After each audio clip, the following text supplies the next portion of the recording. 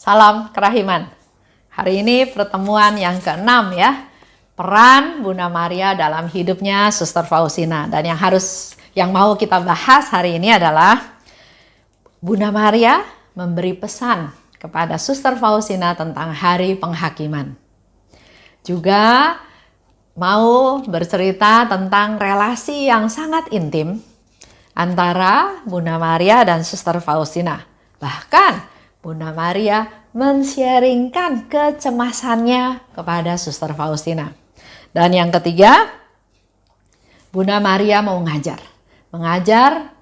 Suster Faustina untuk bagaimana bersatu dengan Allah.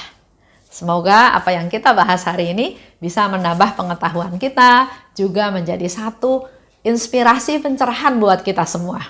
Kita mulai ya. Tadi bicara tentang hari penghakiman. Bapak Ibu bisa lihat di 635. Suster Faustina katakan, dalam meditasi, aku merasakan kehadiran Allah dan menyaksikan keagungan Allah. Itu sharingnya Suster Faustina dalam meditasi, dalam diam, dalam kesatuannya dengan Allah, dan dia memang merasakan Allah hadir dan merasakan keagungan Allah. Kemudian Suster Faustina melihat Bunda Allah.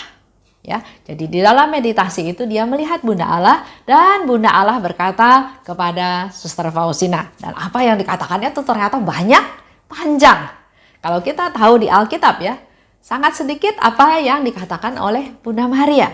Tapi dalam diary Suster Faustina, kita bisa tahu apa aja yang dikatakan oleh Bunda Maria.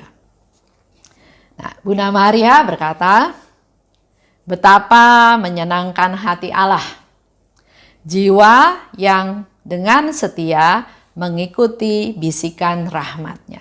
Ini satu konfirmasi dari Bunda Maria untuk Suster Faustina, tapi untuk kita semua. Mau senangkan Allah? Mari mengikuti bisikan rahmat-Nya. Kita punya hati nurani. Kita sudah dikirim Roh Kudus oleh Yesus kepada kita semua.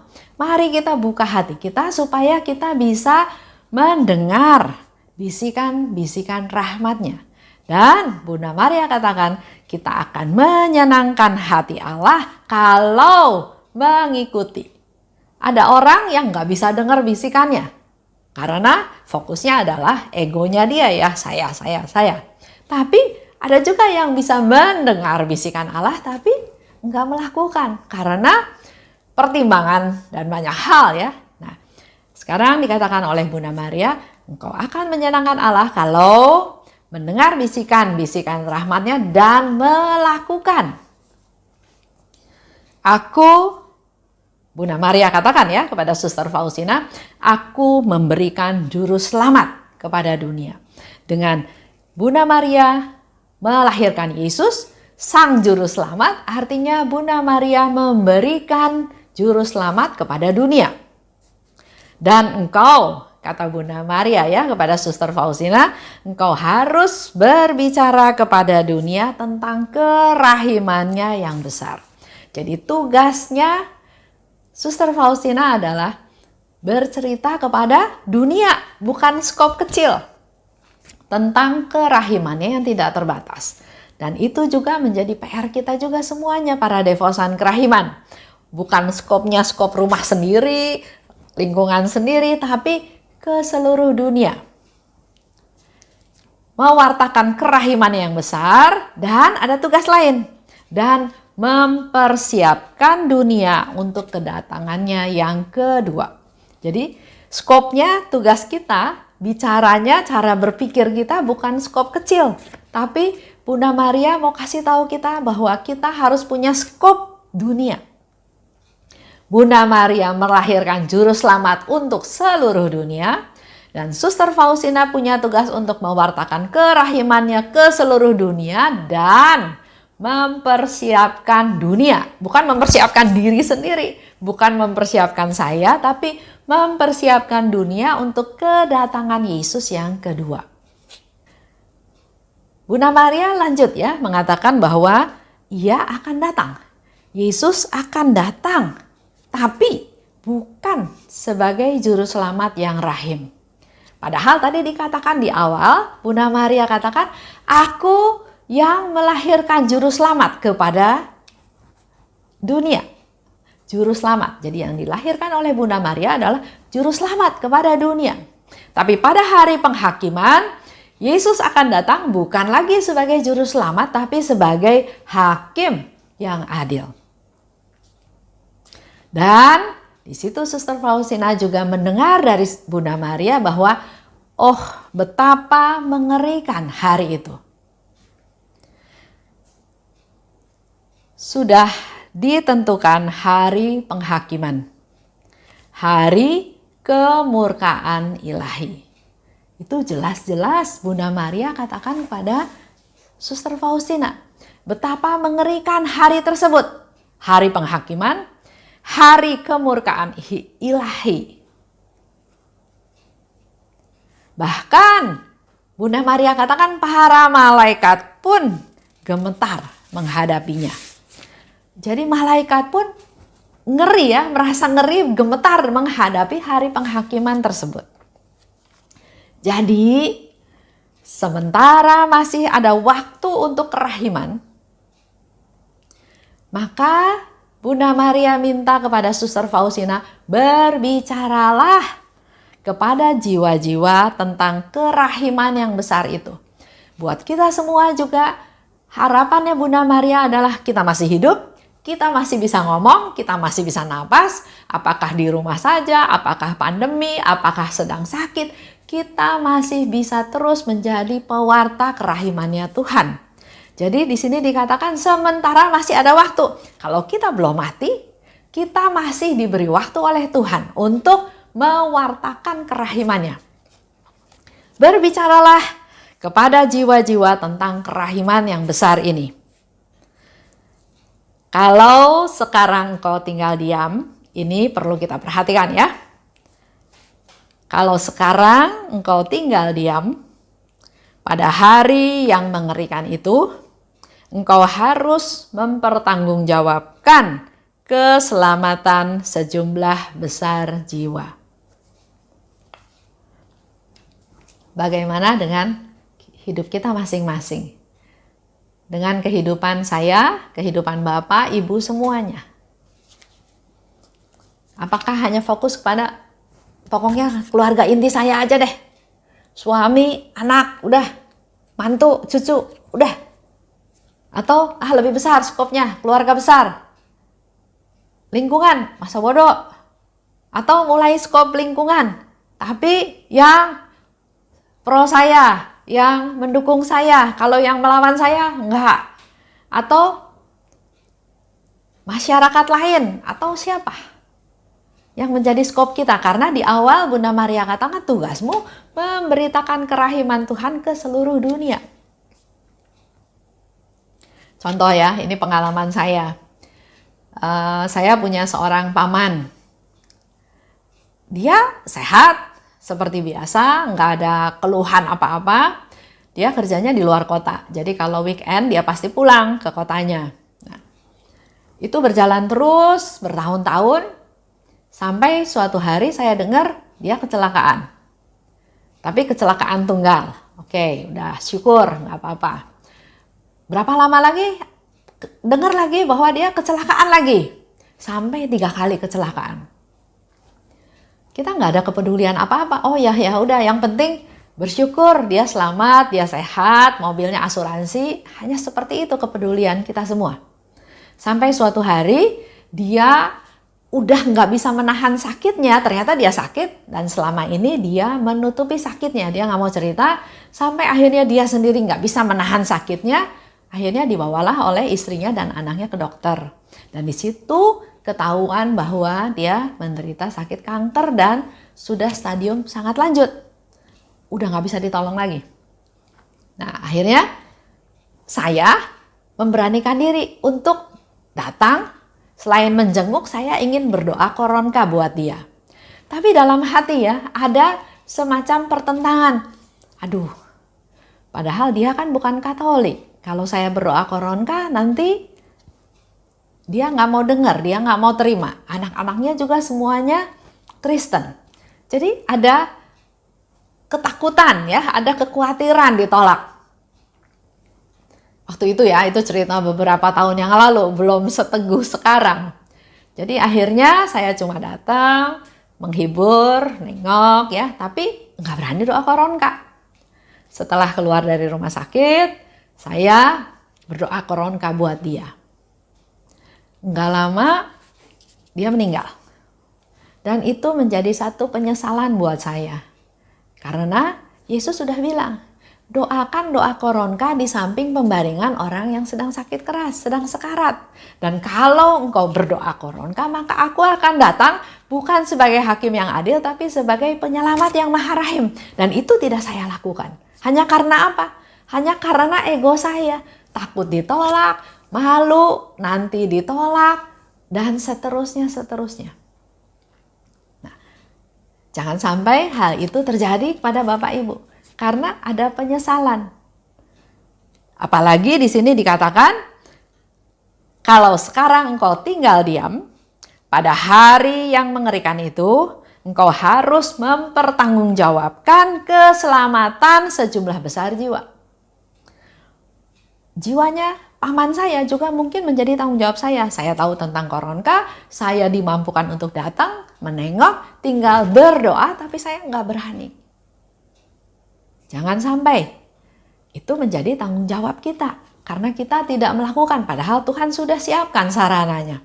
Dan di akhir kata-katanya Bunda Maria kepada Suster Faustina ada 3 hal. Dengan tegas dikatakan oleh Bunda Maria.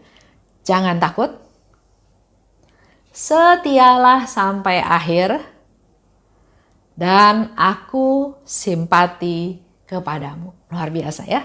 Kita bisa dapat simpati dari Bunda Maria. Jadi tadi ada 3 hal, Bapak Ibu bisa baca di nomor 635. Jangan takut, setialah sampai akhir dan aku simpati padamu. Itu yang Bunda Maria katakan panjang lebar dengan sangat detail kepada Suster Faustina dan otomatis kepada kita semua. Jadi walaupun sedikit sekali cerita tentang Bunda Maria di Alkitab, tapi kalau kita mau merenungkan sebetulnya apa yang dikatakan oleh Suster Faustina di diary-nya, menurut saya dia sebagai seorang ibu, kita juga sama sebagai seorang ibu, pasti sangat peduli pada anak-anaknya. Ibu itu rela berkorban untuk anak-anaknya. Dia memperhatikan anaknya, dia menasihati anaknya, dia pengen anaknya selamat. Nggak mungkin membiarkan anaknya salah jalan, ya. Dan saya percaya bahwa hatinya, kepeduliannya, harapannya, doa-doanya ya, doa-doa Bunda Maria untuk kita anak-anaknya itu pasti dia lakukan. Walaupun tidak disebutkan dalam Alkitab dengan sangat jelas ya. Kita sebagai ibu aja bisa lakukan hal itu, apalagi Bunda Maria. Nah, lanjut.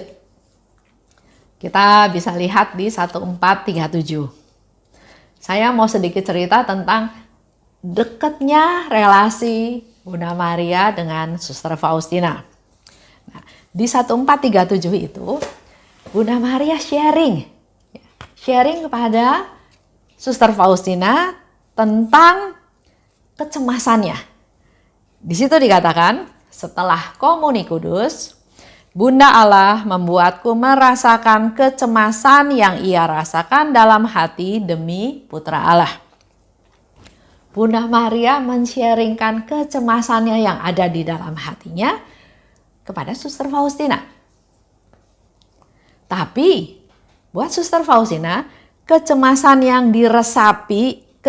ini diresapi keharuman penyerahan diri kepada kehendak Allah. Jadi bukan hanya fokus melihat kecemasannya aja, tapi kita harus melihat skop yang lebih besar. Kecemasan Bunda Maria dalam hal ini justru menunjukkan harumnya penyerahan diri kepada kehendak Allah. Bunda Maria tahu kan? Bunda Maria tahu Yesus Putra Allah.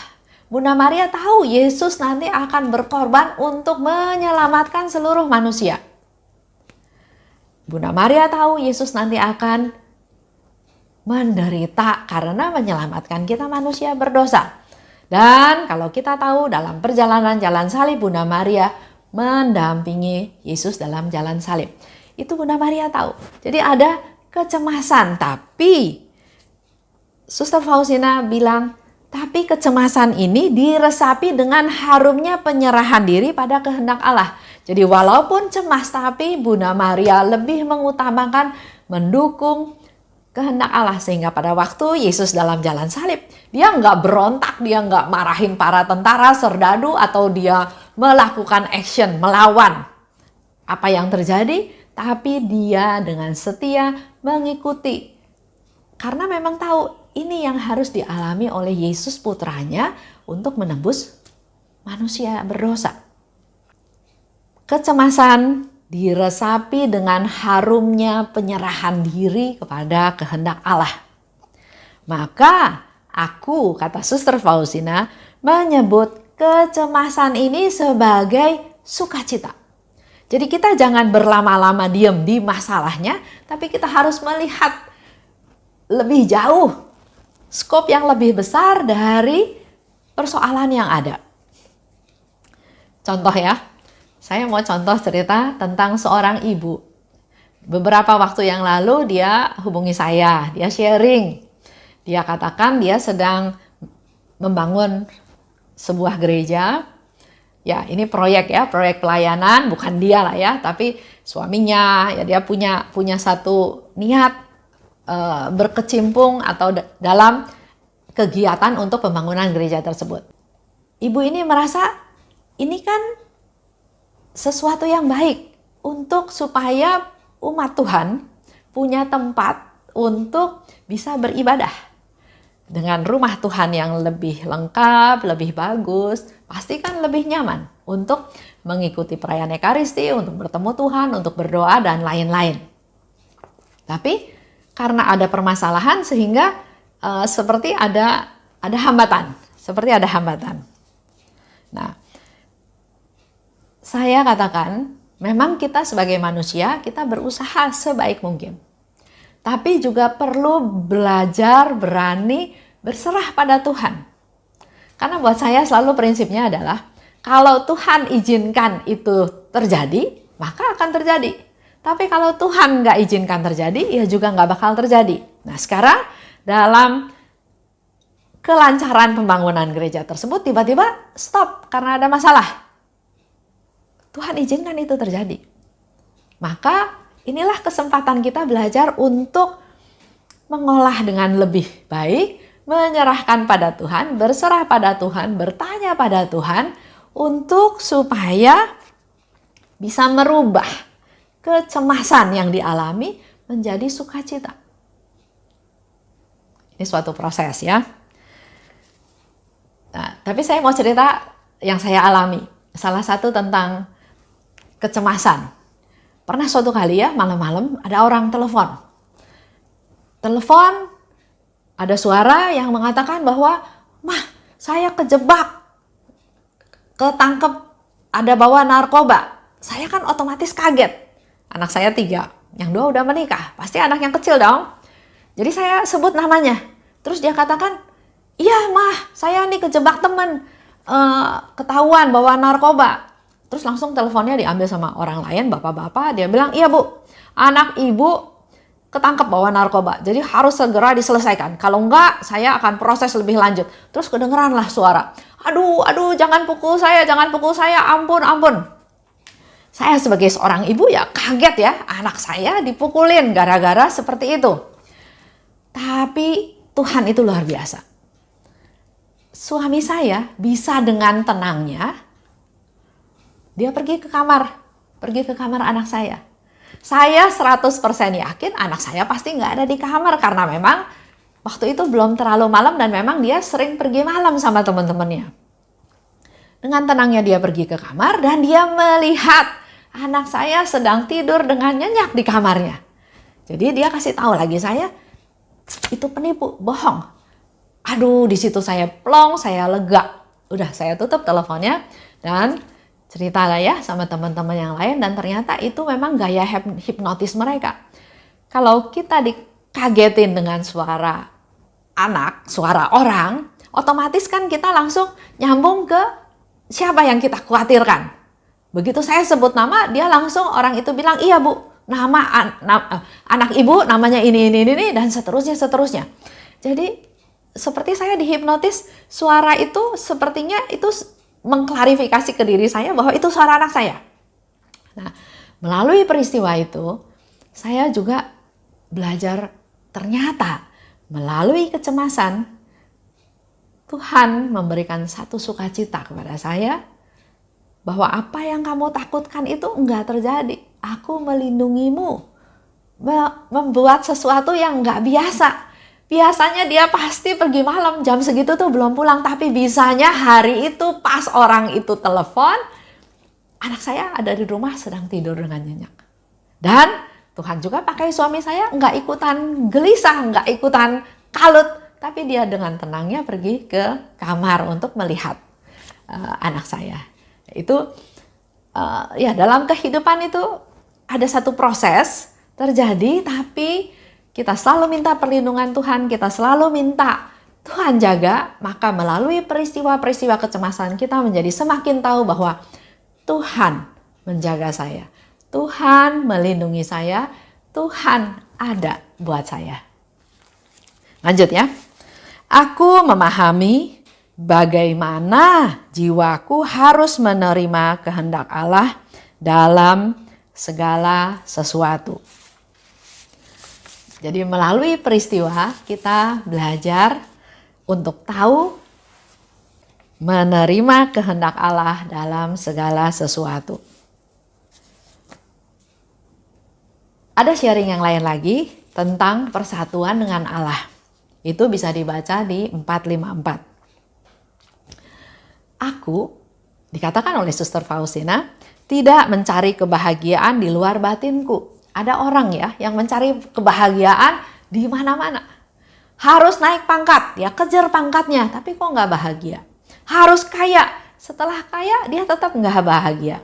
Nah di sini Suster Faustina mau kasih tahu, aku tidak mencari kebahagiaan di luar batinku. Tapi dia tahu, karena Allah bersemayam di dalam batinku. Jadi dia cari kebahagiaan di dalam batinnya.